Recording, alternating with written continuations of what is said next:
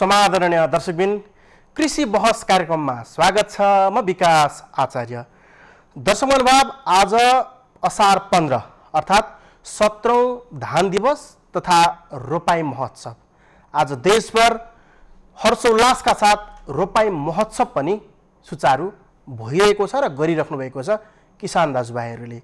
वर्षै पछि रोपाई महोत्सव गरिन्छ, तर धानको उत्पादन भने गत वर्षको तुलनामा केही बढे तापनि अझै पनि राष्ट्रलाई पुग्ने गरी धान उत्पादन हुन सकिरहेको छैन। कृषिमा नवीन परिवर्तन सहित आधुनिक खेती प्रणालीका कुराहरू उठे तापनि अझै पनि कृषि क्षेत्रमा नवीन परिवर्तन हुन सकेको छैन।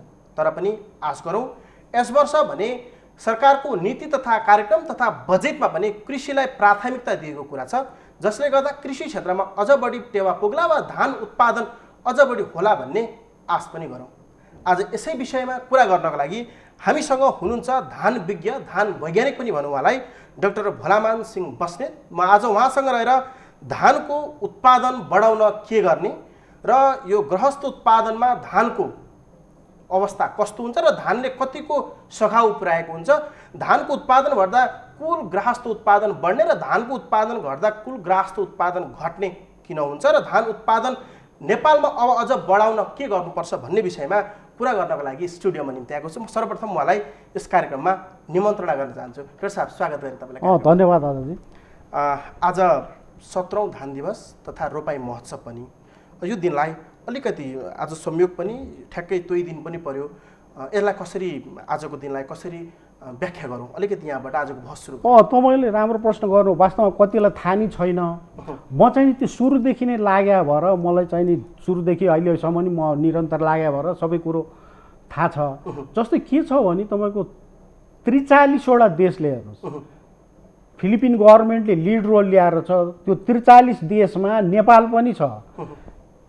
त्यो 43 देशले संयुक्त राष्ट्रसङ्घ युएनओलाई के अनुरोध गर्यो भने 2061 सालमा अन्तर्राष्ट्रिय धान वर्ष घोषणा गर्दिन पर्यो भनेर अनुरोध गरे।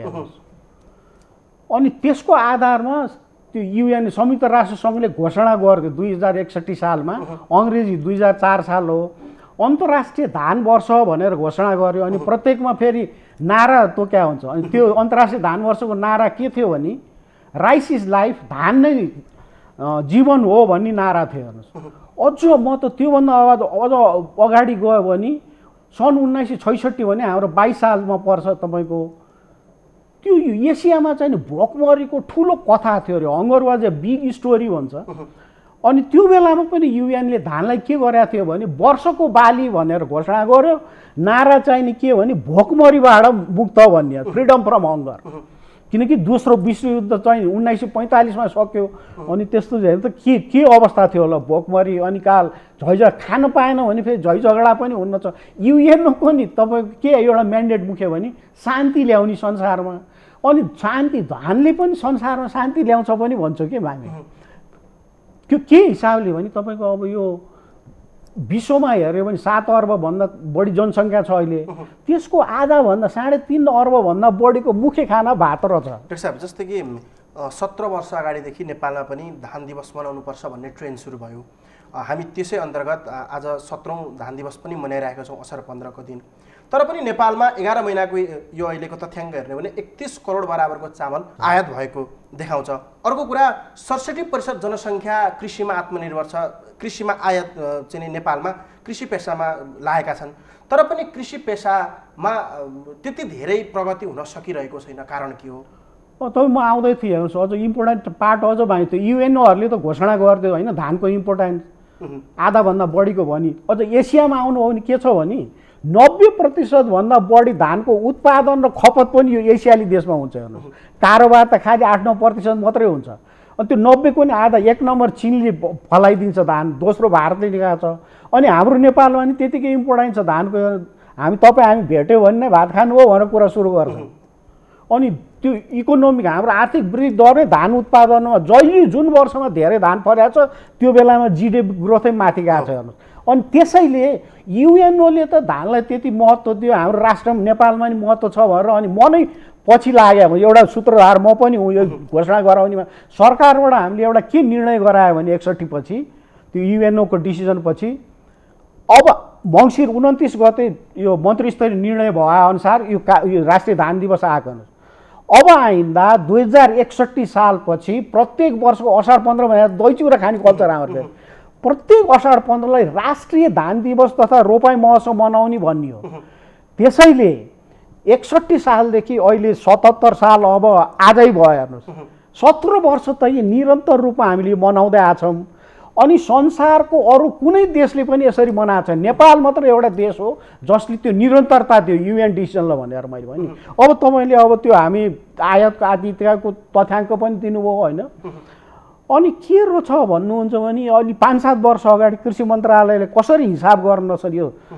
खाद्यान्न भन्यो भने 6वटा बालीलाई लिन्छन् फेरि हेर्नु। 1 नम्बरमा धान हुन्छ, धान मकै गहुँ कोदो जौ र फापर, त्यो 6वटा जोडेर खाद्यान्न बाली भनेर हिसाब गरे हुन्छ।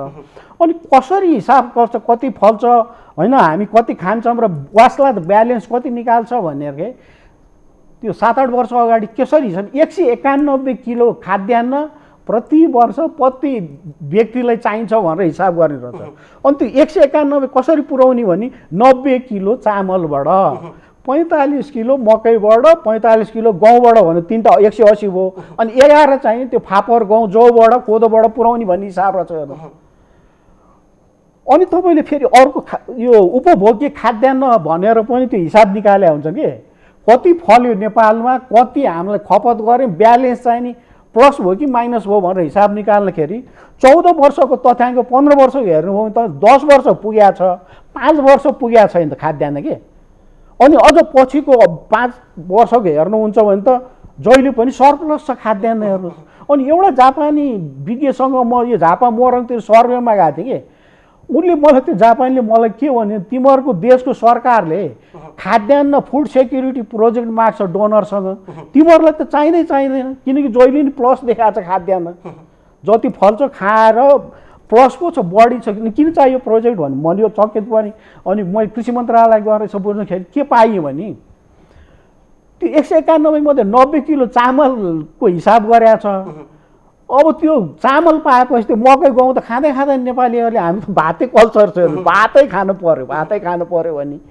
अनि अहिले के हिसाब गरेका छौँ 90 होइन 138 किलो बनाएको छ हेर्नुहोस्। 138 किलो चाहिन्छ 90 किलो होइन चामल, किन बढी खाने भएर त्यसरी हिसाब गरेर। अब मैले पछिको तथ्याङ्क तपाईँलाई भन्ने भने आर्थिक वर्ष 2075-76 मा 14,91,000 हेक्टरमा धान खेती भएर छ। अनि त्यसबाट 56,10,000 मेट्रिक टन भनेको रिकर्ड उत्पादन, 56,10,000 मेट्रिक उत्पादन भएछ। उत्पादकको त चाहिँ 3,760 किलोग्राम प्रति हेक्टर रहेछ। त्यो रिकर्ड 56,10,000 उत्पादन 75-76 भामा पनि हाम्रो जनसङ्ख्यालाई 10 लाख टन धान पुगेको थिएन। 10 लाख टन पुगेको थियो। अझ 76-77 मा आउनुभयो भने 14,59,000 हेक्टरमा धान खेती भएको छ, घट्यो क्षेत्रफल 14,91,000 बाट 59 हो। अनि फलाइ पनि 55,50,000 मेट्रिक टन उत्पादन नै घट्यो, तर उत्पादकको चाहिँ बढ्यो भनिएको छ 3,804 किलोग्राम प्रति हेक्टर भनेर बनाएको छ। रिकर्ड उत्पादन हुनेखेरि 10 लाख धान पुग्थेन हामीलाई। त्यस हुनाले अब तपाईँलाई अनि के हुन्छ यो नपुगेको चाहिँ त हामी 90% भन्दा बढी चामल त भारतबाट आयात गर्ने। पनि अहिले पनि ठुलो सङ्ख्यामा भारतबाट आयात भइराख्नु परेको अवस्था छ। आजै मात्रै धान दिवसको अवसरमा सम्माननीय प्रधानमन्त्रीले कोभिड-19बाट शिथिल भएको अवस्थामा कृषि क्षेत्रमै नै लाग्यो भने चाहिँ यो नकारात्मक असरहरू पनि अर्थतन्त्र उकास्ने र नकारात्मक असर पनि कम हुँदै जाने एउटा कुरा राख्नु भएको छ। शुभकामना मन्तव्य दिँदै गर्दा र केपी शर्मा ओलीले के पनि भन्नुभएको छ भने सम्माननीय प्रधानमन्त्रीज्यूले कृषि क्षेत्रको विकास र वृद्धि नै समृद्ध नेपाल र सुखी नेपालीको राष्ट्रिय आकाङ्क्षा हासिल गर्नको लागि महत्त्वपूर्ण र मूल आधार भन्दै उत्साहपूर्वक धान दिवसमा लाग्न र धान रोपाइमा लाग्नको लागि आह्वान पनि गर्नुभएको छ। नेपालको प्रमुख बाली नै राष्ट्रिय बाली नै धान बाली पनि हो। यसलाई तपाईँले कसरी हेर्नुहुन्छ? नेपालको अर्थतन्त्रमा धानको योगदान कस्तो छ? यहाँबाट कुरा गरौँ अब। जस्तै अब तपाईँ भन्नु न धानको उत्पादन बढ्यो भने देशको आर्थिक वृद्धि दर जिडिपी ग्रोथ ग्राफै माथि जान्छ, घट्यो भने तल आउँछ। अनि म के भन्छु भने अब जस्तै उदाहरणको लागि तपाईँको हामीले 10% धानको उत्पादन बढाउन सक्यो भने जिडिपी ग्रोथ 1%ले माथि जान्छ। किनकि नेपालमा 1 खर्ब 50 अर्ब भन्नु मतलब 1.5 खर्ब बराबरको धान उत्पादन हुन्छ भन्न सकिन्छ। त्यसरी माथि जान्छ। अनि म चाहिँ नि के भन्ने गर्थेँ भने धेरै वर्षदेखि अगाडि नै देशलाई धानले त्यत्रो देन आर्थिक वृद्धि नै उथल पुथल पारिदिन्छ भने देशले धानलाई किन प्रायोरिटी नदिए प्राथमिकता भन्थे क्या तपाईँको। अनि खुसीको कुरो चाहिँ नि विगत अब 4-5 वर्षदेखि चाहिँ नि धानलाई नै फोकस गरेर कार्यक्रम आएको छ। जस्तै उदाहरणको लागि तपाईँको प्रधानमन्त्री कृषि आधुनिकीकरण परियोजना भनेर आएको छ, सुपर जोन भनेर बनाएको छन् होइन। अनि तपाईँको मसिनो र यो धेरै आयात भने फेरि हिसाब के निकालेका छन् भने त्यो मसिनो मिठो अलि म त स्ट्यान्डर्ड अफ लिभिङ बढेपछि त्यो खान रहेछन् चामल मोटो भन्दा, अनि त्यो आयात चाहिँ त्यो महँगो खाले भावहरू त्यस्तो देखिया भन्ने देखायो। एकपछि त्यो अनि अर्कोपछि म चाहिँ के भन्छु, अब हाम्रो जस्तो कर्णाली भन्यो होइन, बाजराहरू उता हुम्ला जुम्लामा जानुभयो भने जहिले पनि उहाँहरूको नि माग फेरि चामलै छ, खाद्यान्न मागै छ, जग्गा थोरै छ, पुग्दैन कहिले पनि, उत्पादन कम हुन्छ। जहिले पनि चामल माग त्यसरी गरिरहेको हुन्छ। उहाँहरूले त मसिनो चामलमा चाहियो भनेर मागे हुँदैन, चामल चाहियो भनेर माग्नु भएको हुन्छ भने त्यो मोटो मध्यम खालेको पनि भ्यालु हुन्छ। अब तपाईँलाई अझ अर्को कुरा जोड्छु म, आजभन्दा 12 वर्ष अगाडि सन् 2007-08मा विश्व खाद्य सङ्कट भएको थियो। अनि हामीले त त्यो आयात गर्ने भने त 90% भन्दा बढी त भारतबाट हो हेर्नु। अनि त्यो विश्व खाद्य सङ्कट भएला भारतले के गर्थ्यो भन्नुहुन्छ भने एउटा त बासमती भने मसिनो खाने भयो अलि होइन, स्ट्यान्डर्ड अफ लिभिङ अलिक बढी भयो त्यो खाने, सर्वसाधारणले खाने त गैर बासमती मोटो मध्यम हो। अनि सर्वसाधारणले खाने मोटो मध्यम धान चाहिँ नि 4 वर्षसम्म इन्डियाबाट अरूसम्म जाने प्रतिबन्ध लगाइदियो। अनि त्यो बेलादेखि इस्यु के उठाउँथेँ भने म देश आफै पनि आत्मनिर्भर नहुने अनि भारतबाट पनि आयात गर्न नसक्ने हो भने तपाईँ हामीसँग खर्चिया पैसा हो भने पनि त्यो किन्न नसक्ने अवस्था हुन्छ भने जुन आयो हेर्नुहोस्। अनि के म भन्छु के बाँच्नको लागि नै हामी अरू देशको मुख ताक्ने त होइन, हामीले आफै नै आत्मनिर्भर बनाउनु पर्यो। अब तपाईँ प्रश्न गर्नुभयो त्यही लाइनमा हो तपाईँको। अनि म चाहिँ नि अब एउटा धान विज्ञानी भयो, बाली विज्ञको हिसाबले हाम्रो काम चाहिँ के हो भने कसरी धानको उत्पादकता बढाएर देशलाई आत्मनिर्भर गराउने भन्ने हो। अब तपाईँ पछि जानुहुन्छ कि अहिले नै भन्नुभयो त्यो चाहिँ नि देशलाई आत्मनिर्भर बनाउने भने के गर्न पर्छ। अब त्यो मैले प्रश्न समेटेको छु तपाईँलाई। यहाँ कुरा के रह्यो भने कुनै ताका हामी भारत लगायतका देशहरूलाई चामल निर्यात गर्थ्यौँ, अहिले आयात गर्नुपर्ने अवस्था रहेको छ, त्यो पनि करोडौँ अरबौँ रुपियाँ बराबरको आयात गर्नु परेको छ। यो अवस्थामा वास्तवमा के कारणले चाहिँ नेपालमा धानको उत्पादन कम हुन्छ? एउटा जनशक्तिको कमी हुन्छ कि वा प्रतिकूल मौसमको अवस्था आउँछ कि वा अरू केही त्यस्ता कारणहरू छन् जसले गर्दाखेरि चाहिँ किन मानिसहरू धान उत्पादन वा कृषि क्षेत्रमा लाग्न त्यति रुचाउनु? अब म स्पष्ट रूपमा गएँ भने म त तथ्याङ्कसँग नि त्यो खेलिरहेको हुन्छु तपाईँको।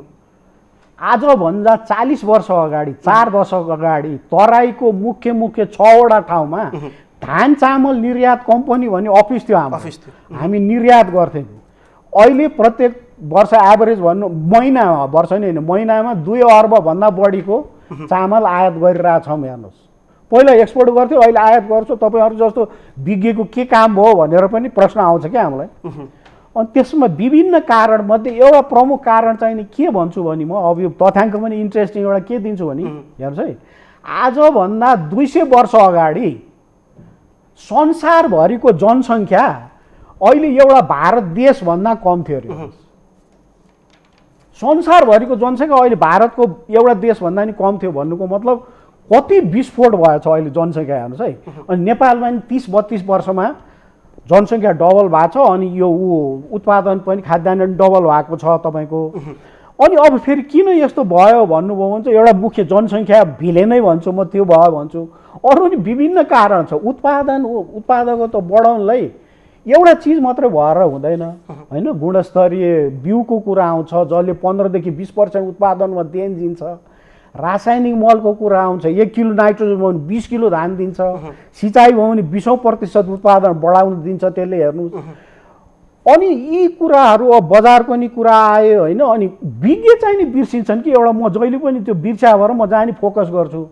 तपाईँ नेपालमा जहाँ पनि गएर किसानहरूलाई सोध्नुभयो भने तपाईँको मुख्य समस्या भन्नुहोस् त कृषि के भन्नुहुन्छ भने जवाब गुणस्तरीय बिउ, रासायनिक मल हेर्नुहोस्, ऋण, सिँचाइको कुरा गर्नुहुन्छ।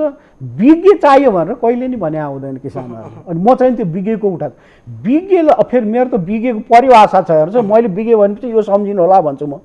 म पिएचडी गरेपछि डाक्टर साहब हुन्छन् संसारभरि नेपालमा नि हुन्छ त्यो गर्नुभयो ठुलो कुरो हो हाइएस्ट डिग्री तर उहाँले त्यो डाक्टर साहबले आफ्नो फिल्डमा डाक्टरीपन देखाउनु भएको छैन सफलतापूर्वक भन्छ भन्नुको मतलब अहिले हामी धानको कुरा गरिरहेछौँ भने त्यो मैले चाहिँ नि धानको सफलतापूर्वक उत्पादन गरेर हुनु पर्यो म विज्ञ हुनुलाई भनेर म विज्ञ कसलाई भन्छु भने पढेर गरे हुनु पर्यो पढ्नुको साथै गरे हुनु यो भने एउटा पत्रकार साथीले मलाई नै सोधिदिनु भयो क्वेसनहरू के भन्नु हो भने तपाईँ त पढेर गरेलाई विज्ञ भन्नुहुन्छ तपाईँलाई भन्यो भने के भन्नुहुन्छ भनेर मलाई प्रश्न वास्तव एकदम मैले एक्सपेक्ट गरेको क्वेसन नै थियो अनि मैले के भन्यो भने अन्तर्राष्ट्रिय धान बाली अनुसन्धान संस्था छ फिलिपिनमा यसलाई इरी भन्छ इन्टरनेसनल राइस रिसर्च इन्स्टिच्युट त्यहाँ म मास्टर डिग्री गर्दाखेरि 2.5 वर्ष होस्टेलमा बसेर शोध कार्य थेसिस गर्ने मौका पाइछु हेर्नु अनि 10 महिना जापानमा धानमै तालिम लिने मौका पाइछु अनि गोष्ठीहरूमा त गऱ्यो भने 14-15 देशमा गइछु ती देशहरूमा सिक्या जान्या कुराहरू यहाँ हाम्रो जनकपुरमा एउटा फार्म छ 800-900 रोपनीको फार्म छ त्यो सिक्वेन्स मिल्नु पनि ठुलो कुरो भन्छु म त्यहाँ 5 वर्ष फार्म म्यानेजर भएँ म यहाँ त्यहाँ बस्दाखेरि प्रत्येक वर्ष 120 टन धान हामी फलाउँथ्यौँ अनि म 5 वर्ष बस्दाखेरि 600 टन धान फलायौँ अनि 1 किलोको 100 रुपियाँको हिसाब गऱ्यौँ 6 करोडको धान फलाएछौँ भन्छु कि म त्यसो हुनाले त्यो विज्ञ भने हामीले अब कसरी फलायो भन्ने कुरो पछि सोध्नुहुन्छ कि अहिले भन्नु म अहिले त्यो भन्छु कसरी देशलाई आत्मनिर्भर गराउने म धेरै कुरो भन्दिनँ 4-5 वटा कुरो भन्नु त्यसै आत्मनिर्भर हुन्छ देश के गर्न सकिन्छ भन्ने विषयमा हामी कुरा गरौँ हजुर योभन्दा अगाडि अहिले कोरोना महामारी कारण जुन आर्थिक मूल सूचकहरू जुन नेपालको छ जुन रेमिटेन्स छ जुन यो सेवा प्रदायक कुराहरू छन् पर्यटन व्यवसाय ठप्प भएको अवस्थामा प्रधानमन्त्री केपी शर्मा ओलीले भने जस्तै धानको उत्पादन बढाउनलाई के गर्नुपर्छ भन्ने चाहिँ तपाईँ एकजना विज्ञताको हिसाबमा जुन अहिले तपाईँले भन्नुभयो जापान बसेर पनि अध्ययन गर्ने मौका पाइयो फिलिपिन्स बसेर अध्ययन गर्ने मौका पाइयो त्यो हिसाबमा नेपालमा पनि अझै धानमा आत्मनिर्भर बनाउनको लागि अर्थात् उत्पादन बढाउनको लागि भोलि अन्य देशमा पनि निर्यात गर्नको लागि चाहिँ हामीले के गर्न सक्छौँ यो विषयमा कुरा जस्तै अब हामी विज्ञको हिसाबले चाहिँ त्यसरी पिन पोइन्ट गर्छ गर्नुहोस् अनि ओभरअल अझ म त त्योभन्दा अगाडि भनिदिन्छु एउटा कुरो मैले मात्र भने होइन सर्वसाधारण एउटा भनाइ के छ भने हाम्रो देशमा त राम्रो मान्छे लिने चलनै भएन हाम्रो मान्छे छान्ने चलन भयो भनेर धेरैले सर्वसाधारण कमेन्ट गर्छन् त्यो राम्रो मान्छे छान्न पर्छ हाम्रो मान्छे छान्ने होइन जस्तै धानको कुरा गरेँ अब मैले तपाईँको प्रश्नमा जान्छु अब हेर्नुहोस् मैले त पढेर गरेर आएँ नि जो भने मैले उदाहरण लियो भने त 50औं कुरा आउँछ न त्यो होइन भन्दिनँ खालि 3-4 वटा कुरा मात्रैमा जोड दियो भने त्यसै हुन्छ एउटा मैले जोड के दिएँ भने त्यो 6 करोड जुनको धान उत्पादन गर्ने वैज्ञानिक तरिकाले धानको बिउ छान्ने तरिका छ त्यो भने के भने कुनै पनि भाँडोमा पानी हालिदिने हेर्नुहोस् है अनि त्यहाँ विकासे कुखुराको फुल हालिदिनु हो भने त्यो तल गएर बस्छ फुल धानको बिउ छान्नलाई त्यो तल भएको अन्डा त्यो पानीको माथि सतहमा आएर छोको हुनुपर्छ तलको माथि त्यो तलको माथिलाई कसरी लाने भन्यो भने त्यो हामीले खाने नुन हाल्दै घोल्दै जानु भने अन्डा माथि जान्छ यहाँ पानीको सतहमा छोएपछि अब पुग्यो अब धानको बिउ छान्ने भन्छ 100% जापानले यसरी बिउ छान्छ जुन मैले 44 वर्ष अगाडि सिकाएको थियो अनि त्यो घोलमा हालेपछि के हुन्छ भन्नुहुन्छ राम्रो रिष्टपुष्ट होइन गरौँ बिउ सबै तल जान्छ अनि जुन रोग किराले राखेको चाहिँ हल्का फुल्का हुन्छ त्यो माथि तैरिन्छ कपडा छान गरेर त्यसलाई हटाइदिने अनि तलकोलाई 2-3 फेर साधारण पानीले सफा गरिदिने यसमा 5-7 फेर त्यो घोलमा बिउ छान्न सकिन्छ अब धान भने त म के भन्ने गर्छु भने सुनको टुक्रा जस्तो पहेँलो हुन्छ त्यो माथि तैरेकोलाई एकतिर राखिदिने त्यो तेजाबी जस्तो 22 क्यारेटको जस्तो हुन्छ त्यो तल गएकोलाई राखिदिनु भने 24 क्यारेटको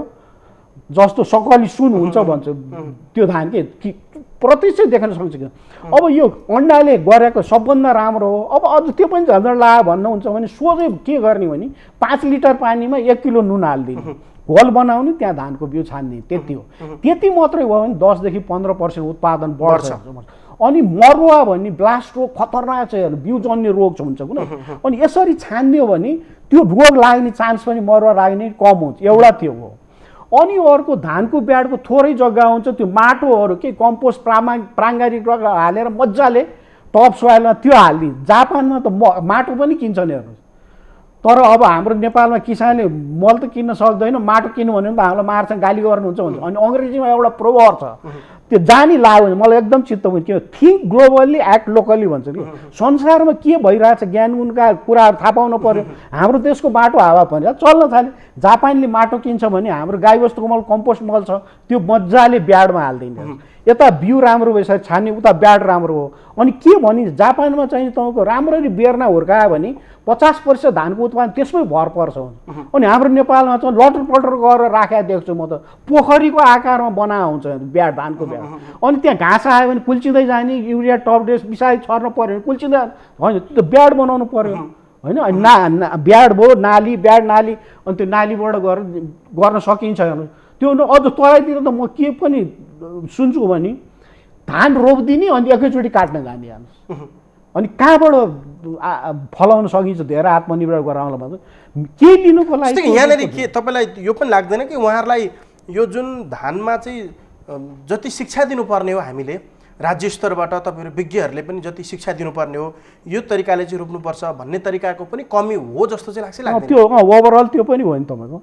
त्यसैले मैले विज्ञ भनेको प्रयोग जहिले पनि जोड दिन्छु किसानले चाहिँ विज्ञ कहिले खोज्नुहुन्छ भने त्यो धान लगाएर रोगहरू लाग्यो नि व्यापक त्यो लाग्यो भनेदेखि अनि के गर्ने के विषादी हाल्ने भनेर खोज्ने थियो। मैले भने धानको बिउ छान्नु अगाडि नै गरिदियो भने त त्यो रोग कम लाग्छ भनेर हामी चाहिँ त्यसरी सल्लाह दिन्छौँ तपाईँको। त्यसमा पढेर गरेर अनि एउटै कुरो भन्नु भने जस्तो टाइमको पनि समस्या हुन्छ। एउटै कुरा भन्नुहोस् तपाईँले जसले गर्दा देशलाई आत्मनिर्भर हुन्छ भन्यो भने म के भन्छु भने चैते धानमा जोड दिनु पर्यो देशले भन्छु। म त 15-20 वर्ष अगाडि भनेको अब यसपालिको बजेट कार्यक्रममा सरकारले पनि चैते धानलाई उल्लेख गरेको छ हेर्नुहोस् है। अब त्यो गरेर कार्यान्वयन गर्नु पर्यो। अनि हाम्रो देशमा नेपालमा 14-15 लाख हेक्टरमा धान खेती हुन्छ त्यसमध्ये चैते धान छ 1-2 लाख हेक्टर मात्रै छ हेर्नुहोस्।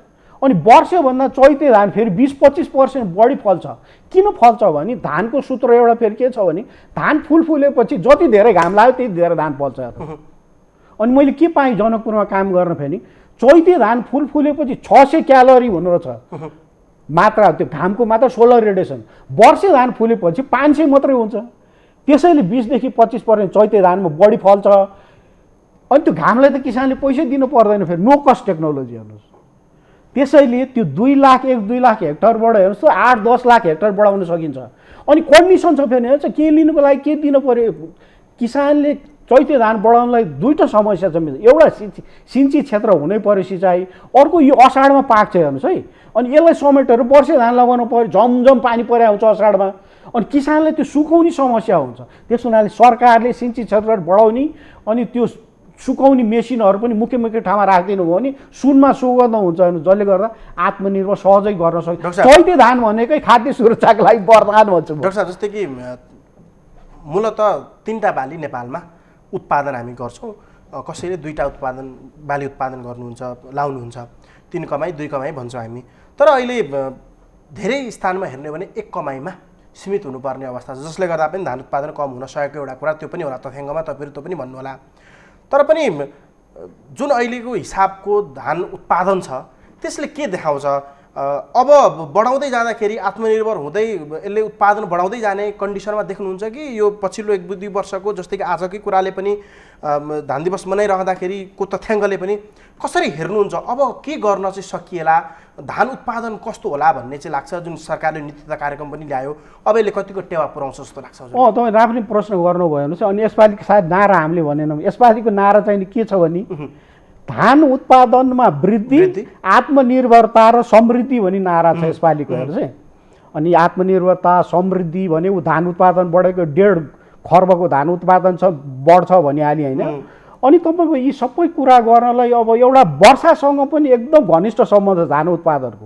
अनि मलाई राम्रो लाग्यो के भने मुख्य त्यो तराईमा हो 70% भन्दा बढी धानको उत्पादन हुने त्यो लगाउनु 1 महिना अगाडि नै यो वर्षको वर्षा कस्तो हुन्छ भनेर यो दक्षिण एसियाली मौसमविदहरूले बसेर मिटिङ गरेर त्यो पूर्वानुमान गरिदिन्छन्। यसपालि के गर्नुभएको छ उहाँहरूले भने नेपालमा यसपालि औसत वर्षा हुन्छ भनेको छ 1750 मिलिमिटर वर्षा हुन्छ भनेको छ। यसपालि धान उत्पादन बढ्छ त। अनि त्यो मौसमको हिसाबले वर्षाको हिसाबले राम्रो भयो। अनि अर्को मौसम र विद र कृषिविद हामी जस्तोको एउटा फरक एउटा के हुन्छ विचार भने त्यो 1750 मिलिमिटर भनेको पानी 15 दिनमा पर्यो नि 1 महिनामा पऱ्यो भने यो वर्ष औसत भयो भनिदिनुहुन्छ उहाँहरूले मौसमविदहरूले। अनि हामी धान विज्ञहरू हामी चाहिँ के भन्छौँ भने त्यो हाँडी घोप्ट्या जस्तो एकैचोटि गएर औषध भयो भनेर हुँदैन। हामीलाई त धानमा पटक पटक थोरै थोरै पर्दै गयो भने त्यो धान उत्पादन बढ्छ। अब वर्षा राम्रो हुन्छ भन्ने होइन, घोषणा गरे पूर्वानुमान, त्यो मात्रै भएर हुँदैन, फेरि विज्ञ मात्रै भएर नि हुँदैन। अब मल गुणस्तरीय बिउ चाहियो, मल पनि चाहियो होइन, अनि त्यो किसिमले त प्रविधिहरू भयो, मेसिनरीको कुरा आउँछ, बजारको कुरा आउँछ। अनि के भनिन्छ भने कृषिमा तपाईँको सफल हुनको लागि रिसर्च पुस एन्ड मार्केट पुल हुनु पऱ्यो भन्छ कि। अनुसन्धानले धकेलेको अनि धेरै फलेपछि त्यो बजार पनि आउनु पऱ्यो। अनि ओभरअल तपाईँले भन्नु खोजिरहेको मैले त्यहाँ धानलाई फोकस गरिरहेको छु धेरै छु।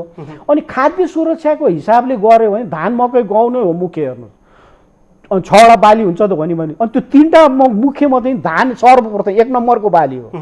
अनि त्यो 50% 60% देन त्यो कुल खाद्यान्नमा धानले दिन्छ तपाईँको। अनि त्यसैले यो धान भनेर हामीले भनिरहेको चाहिने कारण चाहिँ त्यो जस्तै कि अन्य मुलुकको तुलनामा हेर्ने भने थोरै हिस्साका व्यक्तिहरूले अर्थात् जनसङ्ख्याले कृषि उत्पादन गर्छन्, त्यो देशलाई पनि पुर्याएर निर्यात गर्ने हुन्छ। नेपालमा लगभग 67% जनसङ्ख्या कृषिमा आश्रित छन्, अर्थात् कृषि पेसा अँगाल्छन्। आजकै मात्रै तथ्याङ्क, आजसम्मको तथ्याङ्क हेर्ने भने मनसुन सुरु भएर पनि होला, छिटै सुरु भएर पनि होला, 20% धान रोपाइ सकिएको छ औसतमा। तपाईँ नार्को कृषि अनुसन्धान परिषदमा पनि वैज्ञानिक भइसकिसक्नु भएको वा त्यहाँ काम गरिसक्नु भएको हिसाबमा, जोडिनु भएको व्यक्तिको हिसाबमा धान उत्पादन बढाउन नेपालमा के कस्ता प्रयास भएका छन्, यो कुराको चर्चा गरौँ अब। अनि नीति अनुसार हाम्रो चाहिँ नेपालको चाहिँ सर्वसाधारणले भन्ने कमेन्ट एउटा के छ भने नीति योजना नेपालको एकदम राम्रो हुन्छ भन्ने छ, तर कार्यान्वयन चाहिँ फितलो हुन्छ भन्ने छ। त्यसो हुनाले नीति बनाएर मात्र भएन, कार्यान्वयन पनि हुनु पर्यो होइन। जस्तै मल बिउ कहिले चाहिन्छ धान गहुँ खेती गर्नलाई भन्ने त थाहा छ नि त सरकारलाई। अनि त्यो बेलामा त त्यो उपलब्ध गराइदिनु पर्यो। वर्षा राम्रो मात्रै भएर हुँदैन, मैले अहिले बिउ मल पनि चाहियो। त्यसो हुनाले अनि प्रत्येक वर्ष फेरि यो समस्या देखिरहेको छ मलको बिउको भनी। अब जस्तै यो सिड भिजन भनेर नि बनाएको छ कि सरकारले नीति एउटा 2025 सनमा चाहिँ 25% चाहिँ नि बिउ विस्थापन दर हुनुपर्छ, सिड रिप्लेसमेन्ट रेट भन्ने छ। अहिले 14-15% मात्रै छ। अनि हाम्रो नेपालमा चाहिँ नि अब 96-97% मैले उन्नत बिउ लगाएँ भने 35-40 वर्ष अगाडि सिफारिस गरेर जातहरू पनि किसानले लगाइरहेको छ। अनि हाम्रो अनुसन्धानको चाहिँ सिफारिस चाहिँ के हुन्छ भने आफ्नो क्षेत्रमा सबभन्दा पछि सिफारिस गरेर जात लगाउनु पर्छ भन्ने सुझाव हुन्छ कि। त्यो सबभन्दा पछि के हुन्छ भने धेरै फल्ने, रोग किरा नलाग्ने भएर अनि त्यो सिफारिस गरेर। अनि किसान पनि स्मार्ट हुनु पर्यो भन्छु मैले, एग्रिकल्चर स्मार्ट। त्यो नयाँ जातको यो सिफारिस भएछ भन्ने बित्तिकै आफ्नो क्षेत्रको लागि हो भने कहाँ पाइन्छ बिउ? सुरुमा बिउ पाइँदैन, थोरै हुन्छ। अनि त्यो लिएर अनि सुरुको वर्षमा 2-3 वर्षमा उत्पादन बढाउने धेरै, नत्र घट्दै जान्छ प्रत्येक वर्ष। त्यसमा किसान पनि स्मार्ट पनि हुनु पर्यो। अनि हाम्रो भन्ने चलन छ कि मेरो बाजेले घिउ खाथे मेरो हात सुङसुङ छ भन्ने चलन छ। कृषि गर्नलाई त पढ्नै पर्दैन भन्ने अवधारणा छ, त्यो त होइन। तर अहिले त ज्ञान विज्ञान प्रविधि आउँदाखेरि कुरा कम हुँदै गएको छ निकै कृषिमा। यो अहिले अध्ययन गरेरै पनि अहिले फर्महरू चलाएर कृषि पेसामा लाग्ने पनि अत्यन्तै धेरै छ। के कस्ता प्रयासहरू भएका छन् यो भन्दा अगाडि कृषिमा, अर्थात् यो उत्पादन बढाउनको लागि चाहिँ के कस्ता प्रयास भएको छ नार्कमा रहँदाखेरि तपाईँको? अब मैले त उदाहरण दिइहालेँ होइन। वैज्ञानिक तरिकाले बिउ छान्नुहोस्, ब्याड राम्ररी गर्नुहोस्, एकीकृत रूपमा मल हाल्नुहोस्, आदि रासायनिक मल आदि ढैँचा जस्तो हरियो मलले हाल्नुहोस् अथवा कोसे बालीहरू लगाउनुहोस् भने। अनि बजार चैते धानलाई फोकस दिनुहोस्, 20-25% त्यसै उत्पादन बढ्छ भन्ने कुराहरू भने। अब यी त सबै खाद्यान्नको हिसाबले कुरा गरिरहेछौँ। धान मकै गहुँ हामीले हेर्नु संसारमा नै यो खाद्य बालीहरूबाट धेरै आय आर्जन चाहिँ नि हुँदैन हेर्नुहोस् पर युनिट एरिया। तर धेरै ठाउँमा चाहिँ सरकारले नै यसमा विशेष ध्यान दिएर फोकस गरेर बजेट प्रावधान गरेर खाद्यान्नहरू गरिरहेछ। अनि हाम्रो किसान त साना किसान छन् धेरै, हेर्नुहोस् धानमा पनि 70-80% साना किसान छ, संसारमै त्यस्तो हो। 75% साना किसानले चाहिँ उत्पादन गरिरहेको छ। अनि हामी त त्यो चक्लाबन्दी मेसिनरीहरूको होइन कृषि यान्त्रिकरण पनि कुरा गर्छन्। अब हुनुपर्ने के हो भने स्मल फार्मर लार्ज फिल्ड भन्ने कन्सेप्ट के किसान चाहिँ नि सानसाना अरे जमिन चाहिँ ठुलो भनेर। जस्तै मैले उदाहरण दिएँ भने झापामा एउटा महारानी झोडा तपाईँको कृषि सहकारी संस्था भन्ने छ कि, त्यहाँ 2000 महिलाहरू सदस्य हुन्छ त्यो सहकारीमा। 80-90 बिघा जमिन छ, त्यहाँ चक्लाबन्दी सुरु गर्नु भएको छ। ठुल्ठुलो कम्बाइन हार्भेस्टरहरू गरेर यान्त्रिकरणहरू गरेर त्यस हुनाले त्यो थोरै थोरै जग्गाहरू मिलेर कोअपरेटिभ भनौँ सहकारीकरण गरेर हुन्छ कि समूह गरेर गऱ्यो भने त त्यता मेसिन प्रयोग गर्न पाइयो अनि बजार पनि अलि धेरै स्टक भएर बजारमा लान नि सजिलो भयो त्यसो गर्न पर्यो। अनि यो खाद्यान्नको मात्रै हिसाब गरेस् अनि हाम्रो त म त के भन्छु त्यो साना किसानलाई त पैसा चाहियो आर्थिक उपार्जन हुनु पर्यो। खालि खाद्यान्नको हिसाबले मात्रै धान मकै कुरा गऱ्यो भने अब मैले केही सफल कथा गाथाहरू पनि छन् अरू भन्नु त्यो थोरै जग्गाबाट धेरै आम्दानी लिने भन्यो जस्तै रेनबो ट्राउट माछा भन्यो भने 1200-1500 रुपियाँ 1 किलो छ। बेमौसमी तरकारी भनेर टमाटर एउटैमा तपाईँको 800 देखि 1000 रुपियाँ एउटा बोटमा फल्छ तर त्यसलाई प्लास्टिक टनल आदि इत्यादि गर्नु त्यसरी तपाईँले भने जस्तो युवाहरू विदेशबाट फर्केर त्यो पनि गर्नु पर्छ। लाखौँ युवाहरू स्वदेश फर्किँदै हुनुहुन्छ। मैले अघि पनि भने जनशक्तिको सधैँ वर्ष उत्पादन कम हुनुमा चाहिँ जनशक्ति कम भएको भन्ने तरिकाले दोष दिने गरिन्छ। तर यो वर्षदेखि त्यो समस्या हट्ने खालको एउटा सिचुएसन बनाएको छ कोभिड-19ले गर्दाखेरि लाखौँ युवा फर्किँदै हुनुहुन्छ स्वदेश। रोजगारीको अवस्था अहिले तत्काल नहुँदाखेरि कृषि नै उहाँहरूको प्रमुख रोजगारी हुन सक्ने अवस्था छ। यो अवस्थामा सरकारले ल्याएको नीति कार्यक्रम र उहाँहरूलाई कृषि पेसामा लगाउनको लागि चाहिँ के कस्ता कामहरू गर्न सकिन्छ ती जनशक्तिहरूलाई युटिलाइज गर्न सक्ने अवस्था छ कि छैन नेपालमा? हो त मैले अनि के भन्छु भने कहिले कहिले तपाईँको मलाई लागेको छ नि अब जुन मैले त्यो जहाँ पनि लागु हुन्छ मैले भने जस्तो विज्ञ पढेर गरेको विज्ञ हुनु पर्यो भन्छु। अनि जस्तो गुरु उस्तै चेला निकाल्छ भन्छ। गुरु राम्रो हो भने चेला राम्रो अब गुरु नै झुर गयो भने चेला नि गयो। त्यसो हुनाले त्यो मैले भने जस्तो विज्ञ एकदम थोरै छ नि हेर्नुहोस् नेपालमा जुन फिल्डमा नि कृषिमा मात्रै होइन। त्यसो हुँदा तिनीहरूको ज्ञान गुणलाई कसरी मल्टिप्लायर इफेक्ट गराउने भन्यो भने पहिलो गुरुले तालिम दिन पर्यो हेर्नुहोस् त्यस्ता विदेशबाट आएकाहरूलाई। कहिले त आफै नै सिकेर हुन्छ होइन इजरायल युरोप मतलब जापानबाट कोरियाबाट त्यस्तो नि छ। अनि नेपालको हावापानी अनुसार हामी जस्तो अनि अब जस्तो के कार्यक्रम हो भने के चलन हुन्छ भने खालि युवाहरूको मात्रै गोष्ठी हुन्छ हेर्नुहोस् है। अनि वरिष्ठ नागरिक भन्यो भने हामी जस्तोहरू हाम्रो मात्रै गोष्ठी हुन्छ। म चाहिँ के भन्छु भने त्यो दुईटालाई मतलब आदि आदि भन्न खोजे आएन भने युवाहरूको गोष्ठी छ भने हामी जस्ता विज्ञहरूको वरिष्ठ नागरिकहरूको नि केही भनौँ न प्रतिशत 4-5% त्यो गोष्ठीमा बस्दिनु पर्यो। युवाहरूको जाँगर जोस हाम्रो अनुभव हेर्नुहोस् अनि त्यो दुईटा मिल्यो भने अनि सिनर्जेस्टिक इफेक्ट आउँछ भन्छु कि दुईटै मिलाउनु पर्यो। अनि त्यो भन्यो भने अनि सरकारले पनि त्यो हेर्नुहोस् त विज्ञ हुन त त्यति सजिलो छैन नि। जस्तै उदाहरणको लागि म चाहिँ उदाहरण लिएर कुरा गर्छु कि तपाईँको जस्तै हामी जस्तो विज्ञहरू निकाल्नलाई अब सरकारले 60-70 वर्ष कुर्नुपर्छ भन्छ हेर्नुहोस्। 54 वर्ष त म एसएलसी कृषिमै लागिरहेको छु अहिले पनि 60-70 वर्ष कुर्नुपर्छ। हामीलाई त छात्रवृत्तिमा पठायो एसएलसीदेखि सरकारले त्यसले करोडौँ खर्च गरे लगानी गरेको छ हामीलाई होइन। अनि त्यस्तो अनुभव गरेर आएको उसलाई चाहिँ अनि विशेष गरेर यो अवकाश प्राप्तवालाहरूलाई के हुँदछ भने त्यो फोहोर फाले टालो जस्तो फ्याइदिया हुन्न चाहिँ होइन फुलमाला एउटा उपहार दिएर पठाइदिन्छन्। तपाईँलाई अझै पनि सरकारले विज्ञहरूलाई प्रयोग गर्नु पर्यो। सरकारले प्रयोग गर्न सकिरहेको छैन भन्नु हो एउटा चाहिँ अनि फेरि सबै रिटायरीलाई ऊ गर्ने भन्यो भने मैले भने नकुरा। ओके डाक्टर साहब जल्दी कार्यक्रमको उत्तरार्धतिर पनि छौँ।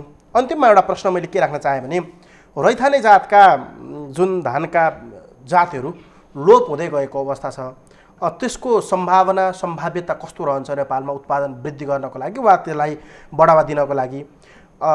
नेपालमा दर्ता नभएका वा नेपालमा प्रेस्क्रिब नगरिएका धानका बिउहरू प्रशस्त रूपले गरेको पाइन्छ। यसले के कस्ता असर पार्छन् यो कुरालाई आज केलाउँदै यो व्यस्त समयका साथ कार्यक्रमलाई बिदा यो अहिले अन्तिम उसमा तपाईँले राम्रो प्रश्न गर्नुभयो। अब के छ भन्नुहुन्छ भने यो रैथाने जात भनेको धानकै कुरा गरिरहेको छौँ आज हामीले। त्यो इरी भन्ने फिलिपिनको संस्थाले सैद्धान्तिक अनुमान गरे अनुसार संसारमा 1,40,000 किसिमको रैथाने धान छ अरे। अनि त्यो मध्ये 1,17,000 जम्मा गरेर त्यो जिन ब्याङ्कमा राखेको हुन्छ। जिन ब्याङ्क भने एकदम चिसो लङ टर्ममा त 100 वर्षसम्म जीवित राख्न सकिन्छ है त्यसरी नै राखेको छ तपाईँको। यो त धानको मात्रै कुरा हो कति अरू बाली छ नि हाम्रो। अनि संसारको सबभन्दा ठुलो जिन ब्याङ्क भने नर्वेको स्वालबार्डमा छ। त्यहाँ 100 वर्षसम्म 54-55 लाख स्याम्पल बिउ राख्न सकिन्छ। त्यसको खर्च भन्नुहुन्छ भने 1 वर्षको $34 मिलियन खर्च गरेर राखेको छ। त्यो जिन ब्याङ्क भने कस्तो भने भुइँचालो आगोले मात्रै होइन परमाणु विस्फोटन भए पनि केही नहुँ त्यस्तो खर्च गरेर राखेको। अनि हामीले नेपालमा त अब सबै 100% विकासी हुनलाई रैथाने हटायो जुन भने सुरुमा अनि त्यो रैथानेलाई किन खर्च गरेर राखे त किसानले गर्दै गर्दैन भने अब अहिले हामीले जलवायु परिवर्तन कुरा गर्छ हेर्नुहोस्, कहिले सुक्खा भएको छ, कहिले डुबान भएको छ होइन, कहिले चिसो हुन्छ, कहिले तातो हुन्छ, ती सबै खस्ने राम्रा राम्रा रोग किरा नलाग्ने। जस्तै इन्डोनेसियामा एकफेर तपाईँको धानको देशभरिको धानै त्यो भाइरल रोग लागेर सखा बन्न लागेको छ। अनि जङ्गली धानको जिन प्रयोग गरेर बताएर जङ्गली धान हाम्रो पनि 4वटा नेपालमा लाग्छ। त्यस्ता जलवायु परिवर्तनलाई भन्नुको त मैले भन्नु के पनि भन्छु भने यो रैथाने जात भने भविष्यको खाद्य असुरक्षाको लागि बिमा हो हेर्छ, इन्सुरेन्स एगेन्स्ट फुड इन्सेक्युरिटी भन्छ।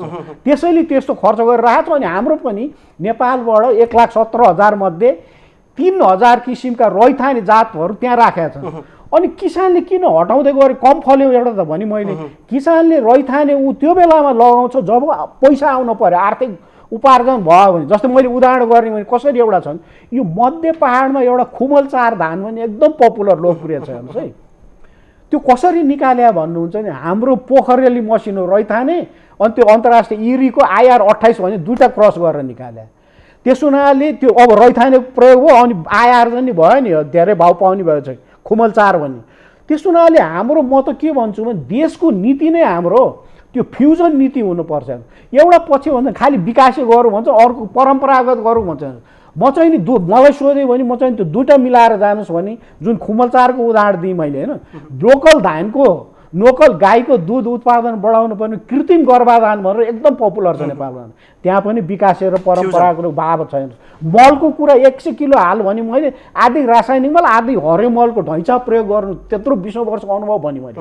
त्यस हुनाले हाम्रो नेपालको नीति भन्नेकै त्यस्तो फ्युजन नीति हो। अब अलिकति अन्त्य पनि भएको कारणले गर्दा मैले छोटोमा तपाईँलाई के गर्न चाहेँ भने जस्तै कि नेपालका पूर्वी क्षेत्रमा एउटा रञ्जित नाम गरेको धान लगाइन्छ जुन चाहिँ नेपाल सरकारले त्यसलाई अथेन्टिक अथोरिटी दिएको छैन। यी कारणले गर्दाखेरि कस्तो असर पार्छ? अब नेपाल सरकारले नै त्यो दिएका अर्थात् प्रमाणित गरेको जातका बिउहरू पनि त हाइब्रिड बिउहरू छन् होला, जातका त्यस्ता बिउहरू त्यस्तो लाउनुको सट्टा त्यसरी जातै स्वीकृत नगरेका त्यस्ता धानका बिउ राख्दा वा त्यो उत्पादन गर्दा चाहिँ कस्तो हुन्छ? अन्त्यमा यो कुरालाई सकौँ। अझ त्यो भन्नु भने चाहिँ अहिले हामीले विगत तपाईँ 50-54 वर्षलाई समीक्षा गऱ्यो भने 179वटा धानका जातहरू सिफारिस भएर छ नेपालमा, 179। त्यसमध्ये 91वटा चाहिँ नि तपाईँको उन्नत बिउको धान छ हेर्नुहोस्, 36वटा चाहिँ त्यो इरीबाट ल्याएको के इरीबाट ल्याएको त्यसको जातहरू रहेछ नेपालमा।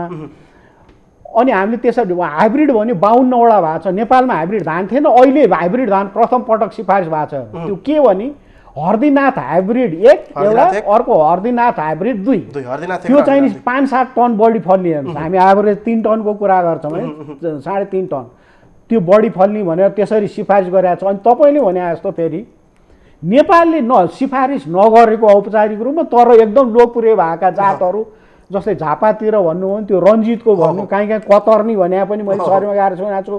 तपाईँ उता पश्चिममा जानु भने सर्यु 52 भन्छ, त्यस्तो पनि सिफारिस गरेको छैन तर पपुलर भएको। अनि सिफारिस किन नगरे भन्नुहुन्छ भने त्यसमा रोग लाग्ने चान्स एकदम धेरै हुन्छ होइन।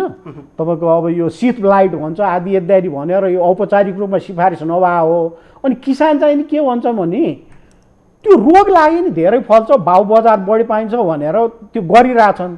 अनि सरकारले किन नगरे भन्नुहुन्छ, अहिले भयावह त्यो रोगले भयावह स्थिति ल्याइ। जस्तै अहिले चितवनमा हर्दीनाथ 1 भने चैते धान त्यो तपाईँको आगो लागेर ब्लास्ट रोग लागेर सखा भयो भनेर भर्खरै रिपोर्ट आएको थियो। अनि त्यस्तो भयावह स्थिति भन्छ क्षतिपूर्ति सरकारले दिनु पर्यो। अनि त्यस्तो रोगले भयावह स्थिति ल्याउन सक्छ भनेर त्यो सिफारिस नगरे हो। किसानले आफ्नै त्यो कि रिस्कमा त्यो गरिरहनु भएको छ अहिले त, तर चाहिँ सिफारिस नगरे पनि पपुलर चाहिँ भएको छैन, फेरि त्यस्तो भइरहेछ। हस् डाक्टर साहब, आज यो रोपाइँ दिवस अर्थात् धान दिवस वा रोपाइँ महोत्सवको बिचमा पनि व्यस्त समय हामीलाई दिनुभयो, त्यसको लागि यहाँलाई धेरै धेरै धन्यवाद। आचार्य तपाईँलाई तपाईँको टिमलाई नि एबिसी टेलिभिजन धन्यवाद। हाम्रा दर्शक होइन किसान दाजुभाइले नि हाम्रो छलफलको आधारमा के भन्छ एउटा दुईवटा कुरा सिकेर प्रयोग गरेर उत्पादन बढाउनु भयो भने यस प्रकारको कार्यक्रम सफल भयो भन्न चाहन्छु। म यति भन्दै यहाँहरूसँग बिदा हुन चाहन्छु। हस् त, नमस्कार। हस् दर्शक महानुभाव, आज हामीसँग डाक्टर भोलामान सिंह बस्नेत धान विज्ञ धान वैज्ञानिक हुनुहुन्थ्यो। उहाँको जुन विज्ञता छ धानमा त्यो धानको विज्ञता जुन आज पर्व पनि रहेको हुँदा यसलाई अलिकति भए पनि किसान दाजुभाइहरूलाई चाहिँ उहाँले सिक्नुभएका कुरा र उहाँहरूले केही दिनुहुने कुराहरू सन्देशसहित केही उपयोगी वस्तुहरू पनि तपाईँहरूलाई दिने उद्देश्यसहित आज हामीले धान विज्ञ भोलामान सिंह बस्नेतलाई आजको कार्यक्रममा उपस्थित गरायौँ। कृषि पेसा, कृषि व्यवसाय अहिले जुन सरकारले पनि नीति तथा कार्यक्रम तथा बजेट मार्फत पनि नवीनतम परिवर्तन गर्दै अगाडि बढाउने कुरा आएको छ, जसले गर्दाखेरि चाहिँ किसान दाजुभाइहरूको उल्लेख्य उपस्थिति रहन्छ भन्ने पनि हामीले आङ्कलन गर्न सक्छौँ। जुन अवस्थामा अहिले पर्यटन, जुन रेमिटेन्स त लगभग आधा घट्या छ, पर्यटन सेवा प्रदायक संस्थाहरू यी सबै थला परेको अवस्थामा अब पक्कै पनि कृषिले नै देशको अर्थतन्त्र धान्नका लागि कसै ढुङ्गा साबित हुन्छ होला भन्ने आश पनि गरौँ र आजको यो कृषि बहस कार्यक्रमलाई यहीँ बिट पार्दै आगामी अङ्क फेरि अन्य अतिथिका साथ आउने बाचा गर्दै बिदा चाहन्छु। नमस्ते।